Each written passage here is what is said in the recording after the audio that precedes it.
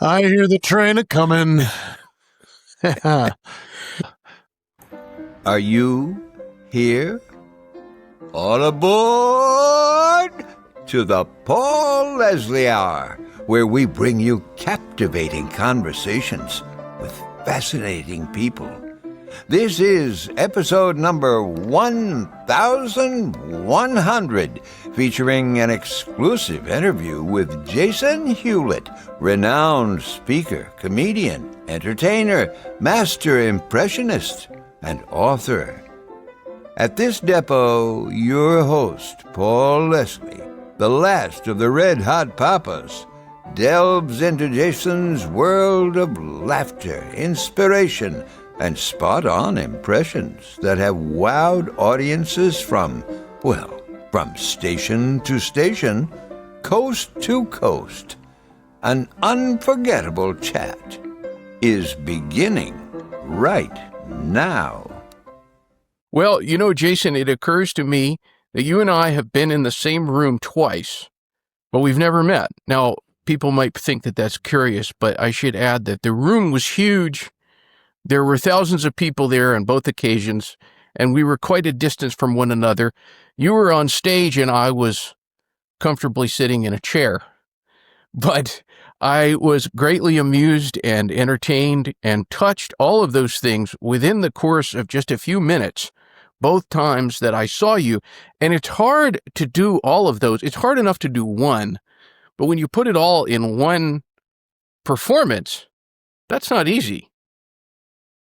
Well, it's very kind of you that you would even remember me, first of all. I appreciate that, because I was not the headliner at those arenas that you saw me at, but I did have the opportunity to open shows for some very famous people, some significant players, some voices in America that make all the difference. And I can't tell you how excited I was that Paul Leslie talked about me in any of his publications, because honestly, the only feedback I got was either from the negative press or nothing at all. And so it was thrilling to find that you had tweeted, or whatever they call it now with X, something about my presentation. That was amazing.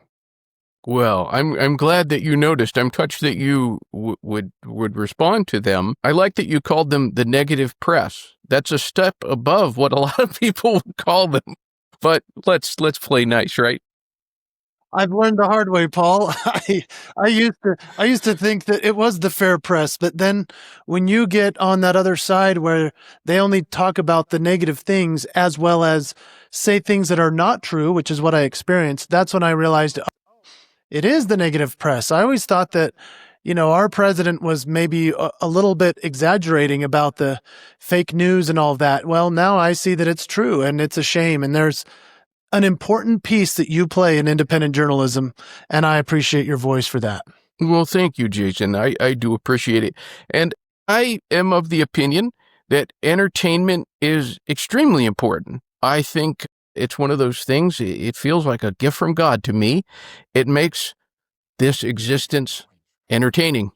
And, as I watched you do back-to-back, you do a very high-energy performance on stage. It makes me just wonder, are you doing push-ups and sit-ups before you go on there? I don't know. But have you found that there is a particular bit, whether it's a performance, an impersonation, comedic or otherwise, that you just find it always delivers?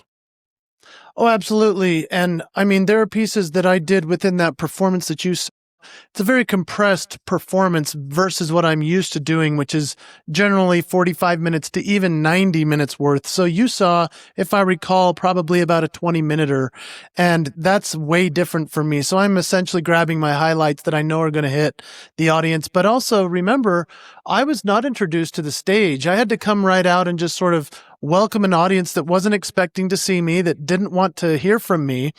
And I knew that my job was to warm them up, whether they just came out from the rain, the Secret Service frisked them and they became new boyfriend and girlfriend, like all that craziness that happened backstage. And I come out on stage and do something that a lot of people can't really pull off, which is bring an audience together that's there to see someone else and warm them up getting ready, and not only laughing, sentimental, but also a patriotic feel, which is by the end, as you saw, the lights were up.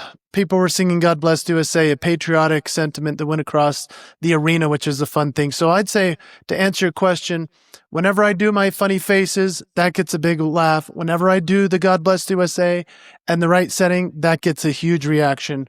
Anytime I do anything with Journey, Guns N' Roses, REO Speedwagon, sort of these big hits, those get great reactions. And so that's kind of what we stuck to. Well, you, in terms of the musical impersonators I've heard, and I've heard quite a few, you are really, like, your Michael McDonald impersonation, it is so good.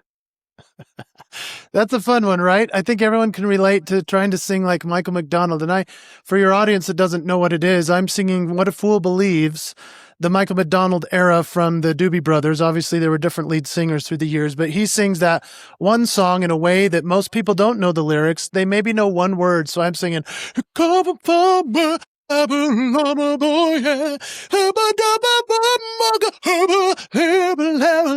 the crowd is laughing because they're like, yeah, we've all done that while we drive in the car. And I finally get to that one part that everyone knows. As a rise up, apology, and I want it, right? So that's what you're referencing, yeah? Oh, you're very good at it. But Michael McDonald was a guest on this show at one point. And wow. It's my sincere hope that he hears this. He's a super, super nice guy. And I always wondered, and I didn't have the guts to ask him when I interviewed him, when he sings like Happy Birthday to his kids, do you think that he sings like that? It's a funny idea. Happy birthday to you. Happy birthday to you. Oh, I can only imagine, right? That's killer. Well, Jason, is there any impersonations that you're currently working on that you haven't brought out to the big stage, but it's in the back pocket right now?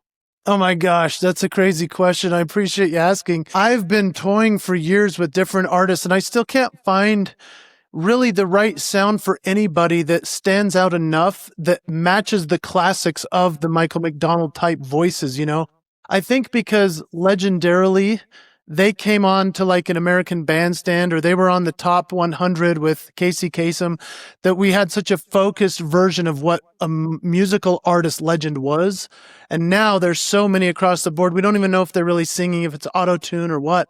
And so I don't have anybody I'm particularly working on currently, but I have been bringing back some artists that people have actually requested I bring back. In fact, I did this one the other day for the first time in a decade. Somebody said, "Can you do Macy Gray?" And I thought, how do you remember Macy Gray? She had one major hit, and it goes, I try to say goodbye and I choke, try to walk away and I stumble, though I try and find it, it's clear.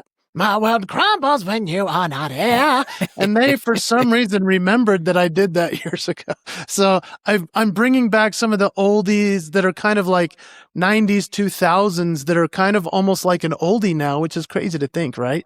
But yeah, working on some new ones. Hard to figure out. Is it like Benson Boone? Is it Taylor Swift? Who are some of the current ones to hit? I'm still working on it. So that's a good question.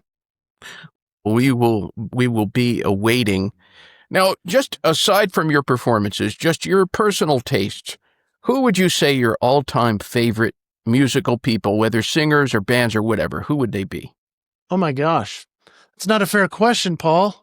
I mean, there's too many almost, I would say, but I really lean into Billy Joel, Elton John. I've done shows of their music for many years, and so I'm certainly of that flavor. I love the singer-songwriter from the piano. Obviously, my dad grew up with the Beach Boys, so I lean Beach Boys a little bit even more than the Beatles, and yet I love the Beatles as well. So obviously, those are some of the classics. The ones that I listen to that people are surprised to know, I love Ben Folds.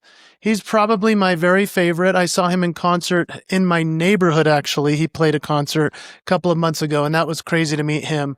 My very favorite currently is a group called Tame Impala, and they're out of Australia, and it's psychedelic rock, and I just can't get over how cool it is. Good stuff. Oh, I will have to definitely check that out. When you're performing in front of crowds that are in the thousands, I have to wonder what it's like for you in those couple of minutes before when it's like, okay, the guy backstage or whoever is saying like, all right, Jason, get ready. It's time for you to go out there. Is that nerve-wracking? How do you feel back there? Great question. I've never been nervous for a performance. I've only been excited and anticipatory. So when you asked, was I doing push-ups, jumping jacks, etc., I may bounce around, do some of that calisthenic type stuff where you're getting all ready and energized.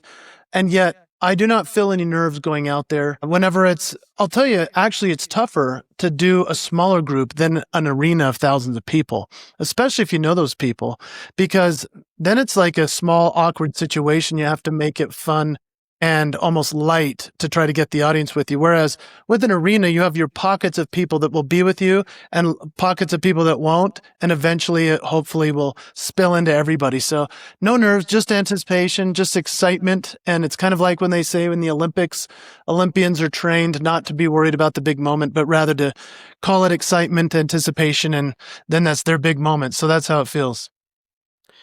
I remember Jimmy Buffett one time in an interview, God rest his soul, he was asked if he noticed people in the audience. And he said, like, are you kidding me? I notice dozens of them every night. What would your answer be, Jason? Do you notice specific folks out there in the crowd? Oh, absolutely. Yeah. You can see right away who's with you. If the lights are angled just right, I can see a couple of rows out, and that's a really helpful thing. If somebody's laughing really hard, you want to play to that. When people get up and leave because they're going to go get a drink or whatever, then you try to divert the attention of the audience and play somewhere else. I love seeing somebody who's not with me and I can break them finally. Their arms are folded, their legs are crossed, they're looking at you weird. And within 10 minutes, they're hitting each other, laughing with their buddy. That's really a great person to grab. But yeah, I'm not necessarily performing to the whole audience. I'm trying to perform one-on-one to each person so that it's an experience that we're all having together. And collectively, I think people can feel that when you send your energy to one particular person. You're making me think of the movie Almost Famous when the lead singer, he says, I find that one guy in the audience who's not having fun and I make him have fun. Absolutely. What a great movie. Yes, sir.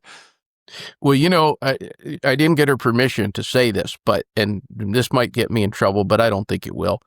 But my wife, I asked her, I said, when you were in Duluth, Georgia, outside of Atlanta, I said, what was the best person on stage that night?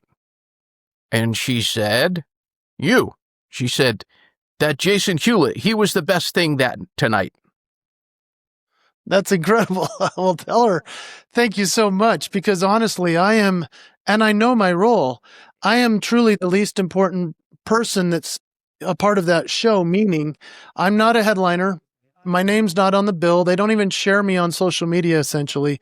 And so for anybody to walk away remembering that I was there is a big deal for me. And I'm just grateful that I can tee it up for the stars that are about to take the stage. And it has been the norm for me, Paul, to have somebody come up after and say, you were the best part of the night. And I'm so grateful for anyone that thinks that. That's a very high compliment, especially for the people that were on stage that particular night. Some absolutely of my heroes. That was a cool night. What about any rituals or even something you say to yourself? Do you have anything like that before you take the stage? Oh, sure. I mean, I do vocal warm-ups. I'm going, those types of things.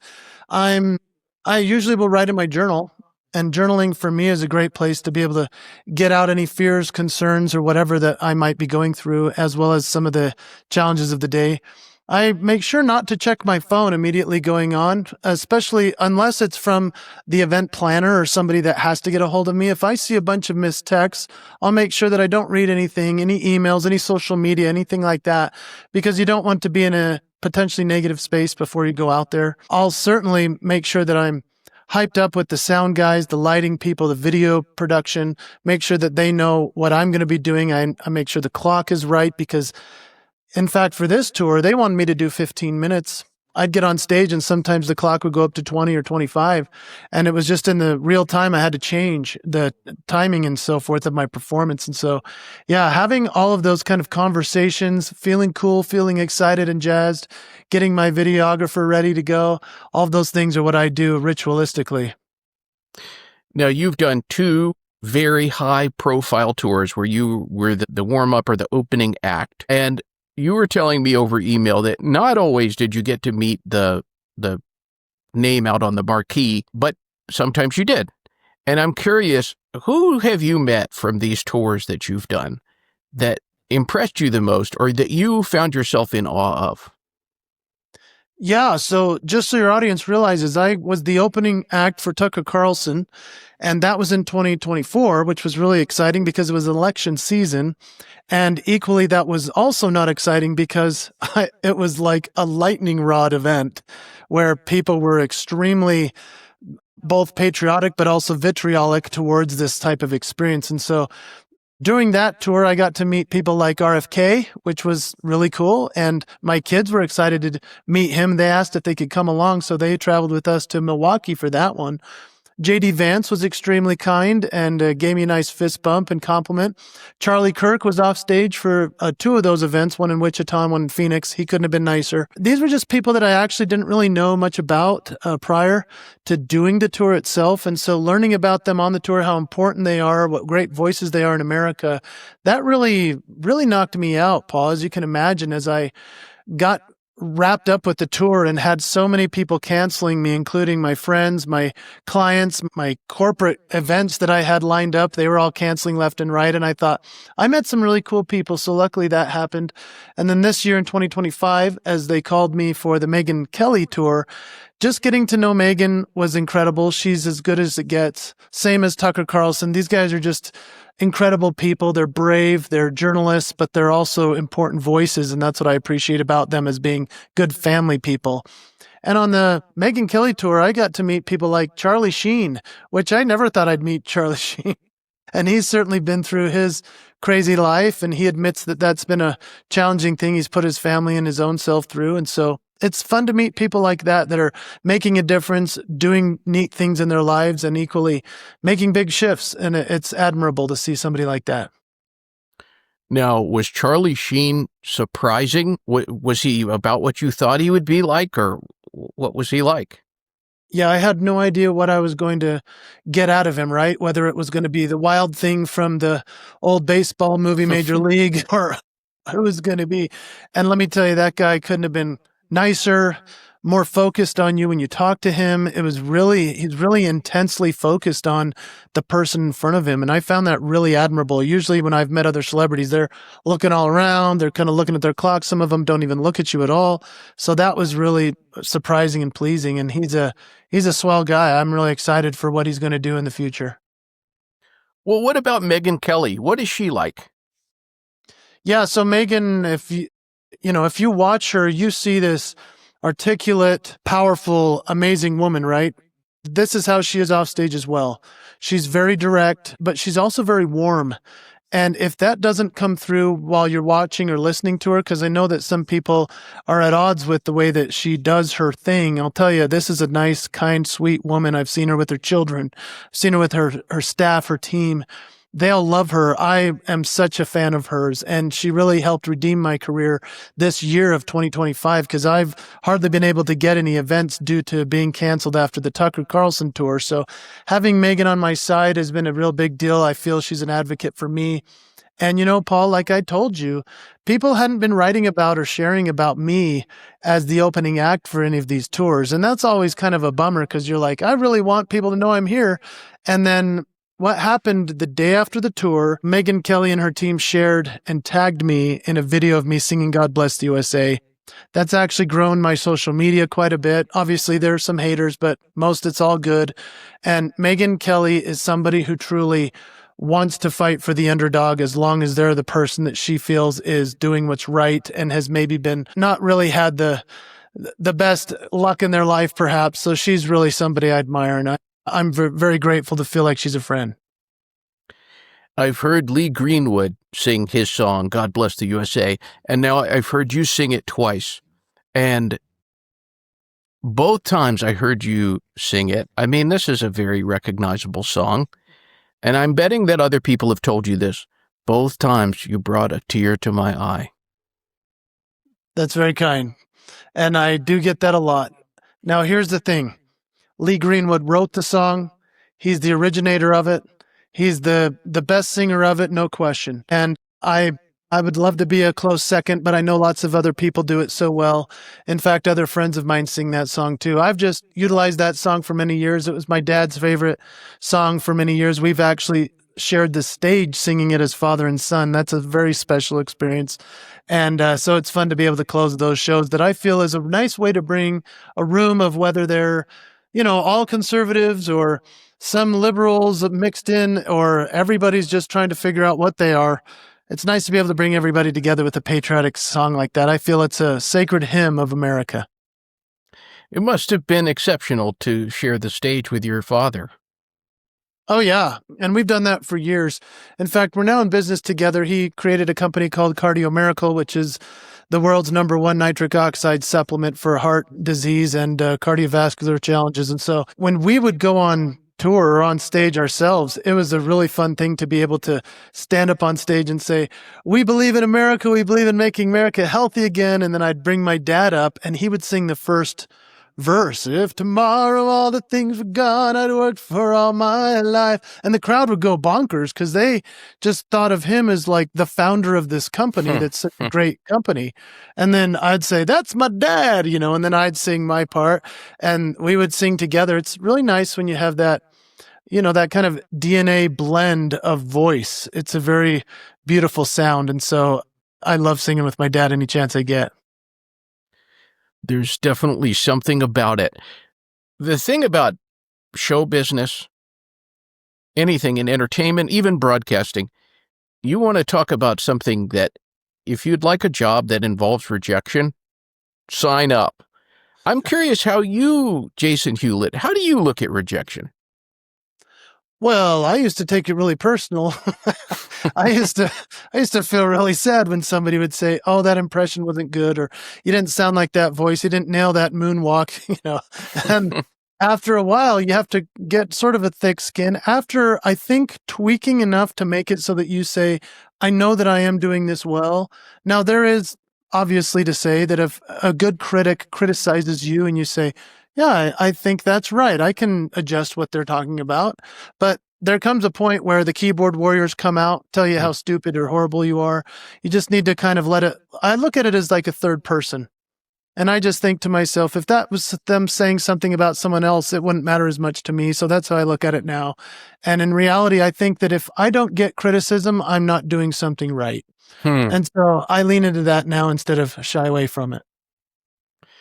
Jason, aside from making people laugh or bringing a tear to the eye, like I talked about, is there some kind of a guiding principle or a guiding mission even to what you do?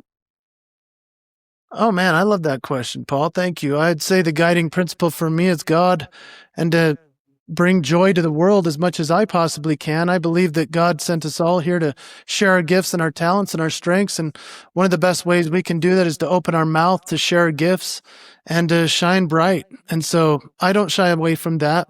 And I do my best to do that in all that I do, whether it's at home or in the community or on the stage. And so I feel that as important as it is to be good on stage, it's better to be somebody of good value and integrity and worth off stage. And that should be able to translate once you get on that stage. And so that's really my guiding principle. Well, what about unexplored avenues? You've done everything from writing to speaking, impersonation, singing. Is there something that you haven't done that you have a goal to do? Oh, yeah, of course. I mean, I would love to get more of my own personal music out there. In fact, I wrote a song right before this tour began with Megyn Kelly, and it was about Charlie Kirk. And so I wrote that, obviously, in my own voice. It was a tribute song to him. And I would like for that kind of thing to get to be more of what the next decade looks like for me, more of my own music, more of my own writing and books. I've written some books, but they haven't done as well as I'd have liked, obviously. So hopefully I can be known more as a writer and as an original voice in the future. And that would be a neat thing. I understand how special it is what I do as an impersonator and other voices and so forth and comedy, but bringing in that original voice is really important to me.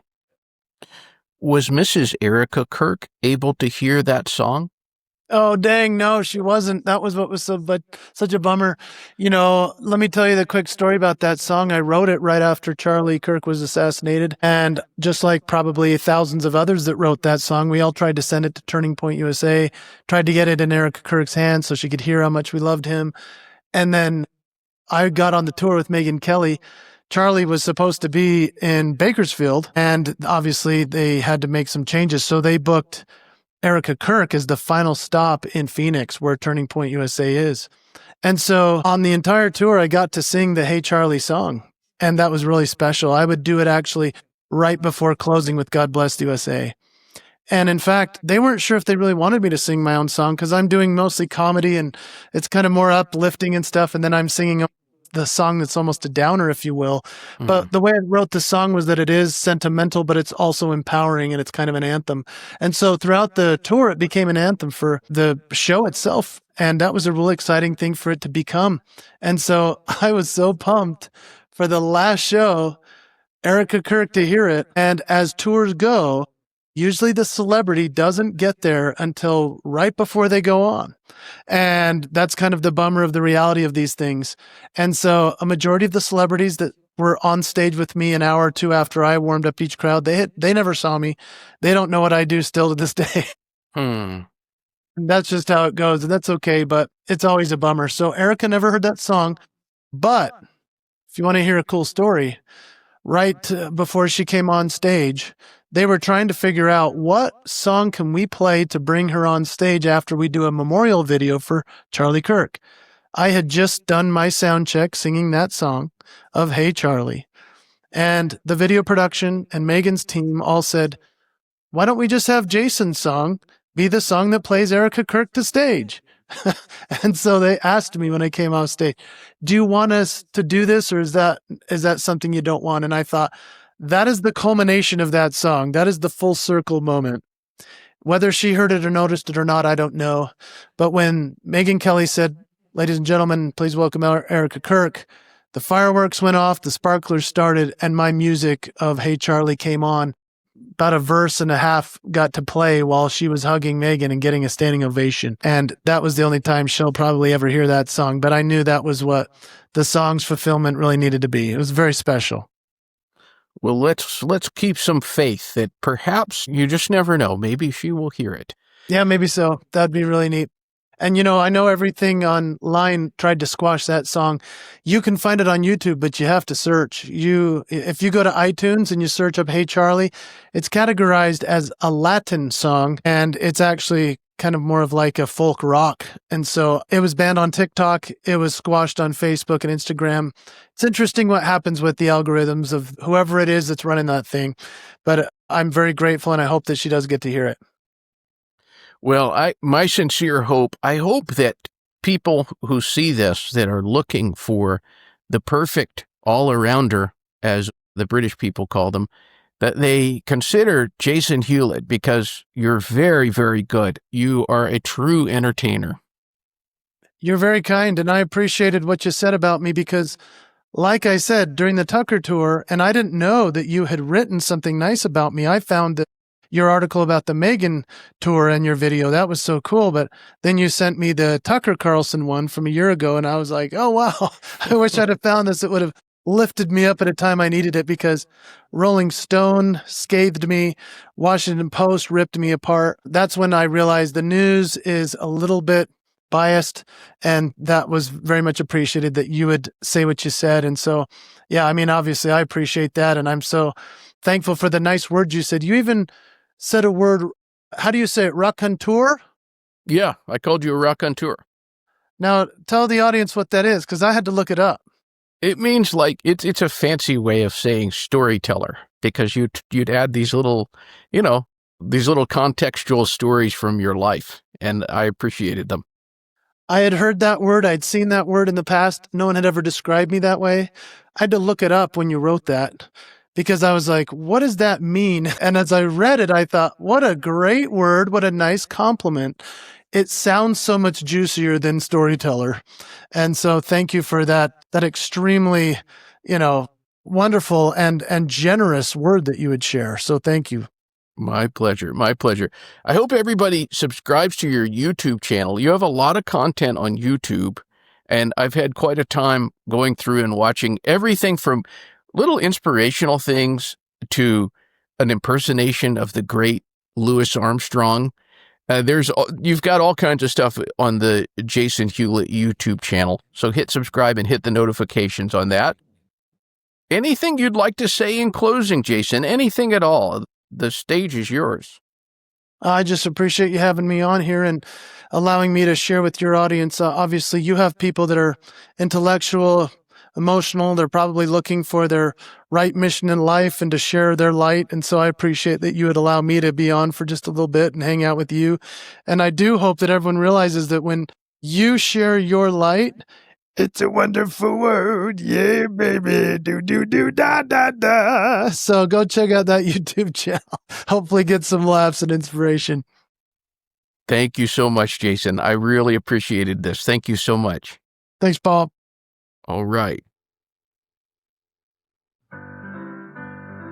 We thank you and appreciate you dropping in for the Paul Leslie Hour today. You know, you can help the Paul Leslie Hour in our mission to provide independent media content like this by visiting www.thepaulleslie.com/support. We truly thank you. This is your announcer speaking. Performance of The Entertainer intro song and Corina outro song, courtesy of John Premerano. Well, that's it for today. So until next time, be safe and be good.